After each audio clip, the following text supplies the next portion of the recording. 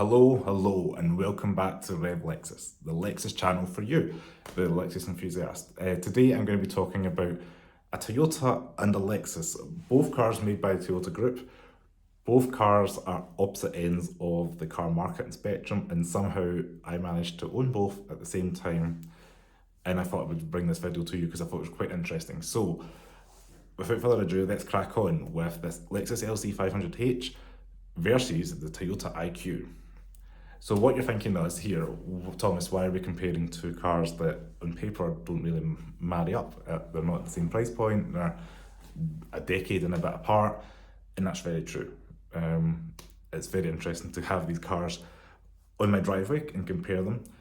And the way the cars feel and drive, they make you feel different. I'm not saying somebody looking at an IQ with a budget of X, let's say £4,000, is going to be looking at a Lexus LC necessarily, but this is what I had at the same time, and I thought it'd be a great chance to jump in together. So both are two-door Toyotas, technically. Interestingly, some parts were still shared. Even though these cars were so far apart, I could still see some crossover parts from the IQ in the LC, and that made me laugh. Primarily, the main one I seen was the bonnet release, or the hood release if you're watching this in the States.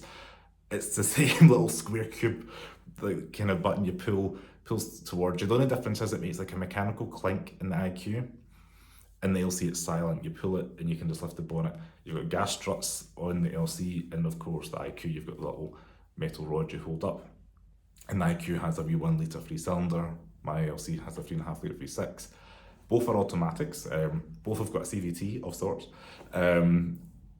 But just night and day difference. The IQ was a very clever and intelligently designed vehicle back in the day. Like when I read through the wee brochure it had, which is another video on this channel, it's really incredible how they built like a small compact car with 4 seats and the kind of flexibility that it had. Like they've redesigned the fuel tank and it had power steering, which again, the car it competes with, the Smart car had 2 seats and no power steering. This car had 4 seats and power steering. It had big luxury features like electric wing mirrors, keyless entry, keyless go. Weirdly in the UK we never got heated seats, which I know was an option in the States for the Scion IQ, and even Aston Martin Signet got it, so it was just a weird admission that the Toyota in the UK never got that.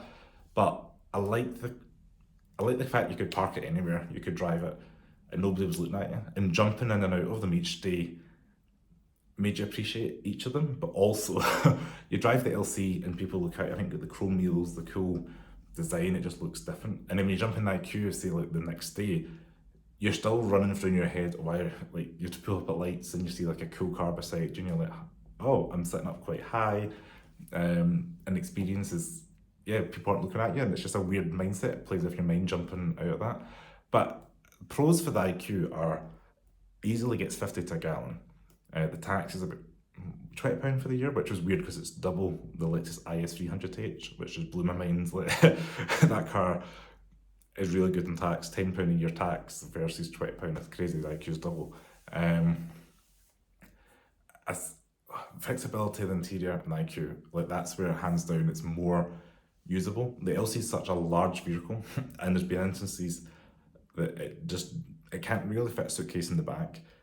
You can't really get anybody in the back seats. The IQ probably has more space in the back seats for humans than the LC, considering it's like 1.5 times the length. The flexibility of just you can fold the seats down in the IQ, that's a big plus. You know, I really like that, and being able to just to put luggage in there, and you could put just your shopping and things in there, and you could fold down the rear seats and just have this huge area. Well, huge in comparison to the size of the car. The LC, you've got a boot that's really plush, and it's nice to put a couple of things in there, but you can't have like a big shop. And equally in the front driver's footwell, I put stuff in there, which is fine, but then either you're not going to carry a passenger, or you're worried about like your carton of milk bursting on the footwell. It just was stressy. So that's the plus of the IQ, and it's just a really weird situation. I just thought I wanted to show you guys what they look like, and I'll put some images of it side by side and what you think of having both of them together. I said they're totally ridiculous end of the spectrum. The IQ 0 to 60, I want to say is like 17 or 18 seconds. It was so slow, so noisy. You put your foot down and join a motorway, and it was just hilarious, like trying to accelerate up to even 60. You're like, come on! on, pull it. And the LC is just effortless. You put the foot down and you're just tapping it and you're like hitting 60. I said, I think it's like 4.7 seconds to 60 the LC versus it feels like 18, it's probably 17 point something in the automatic 1 litre. But yeah, it's a cool experience. And I really just wanted to share my crazy comparison of both because it's just not something you're going to see every day, especially on YouTube, never mind in the world, because I don't know anybody else who's got an IQ and an LC. So I thought, why not, for Toyota enthusiasts, Lexus enthusiasts, bring this to the channel. I said my IQ was a lovely aubergine colour exterior, the purple interior had upgraded leather. It was a really nice place to be, and you've probably seen the LC enough now that you've seen it's white with the kind of tri-coloured interior, which is also a lovely place to be. The quality of the materials, an IQ, premium for the era, definitely premium for an interior car, a mini car, micro car, but the leather on the seats are, there must be some sort of vinyl or something, they're just not, it's very hard wearing, which is a plus. The LC ones is like a nice, soft leather that you'd maybe use on a high-end handbag or something like that. It's just really supple and soft. And to caveat that, the LC seat has been marked by the previous owner on the bolster. That IQ, all those years later with 50 odd thousand miles on it, still looked pretty alright. Didn't look shiny, but it was like not rubbing away. My LC with 35,000 miles, I think now, and being like a decade younger pretty much, it's not wearing the same, but I don't know if that's a Lexus thing as well, because I noticed the same on the IS, that yes, it's a 2014 car, but the seat is also starting to wear away a bit, so it could be because of the soft leather and the soft material, but it's just an interesting fact that wear and tear in the cars.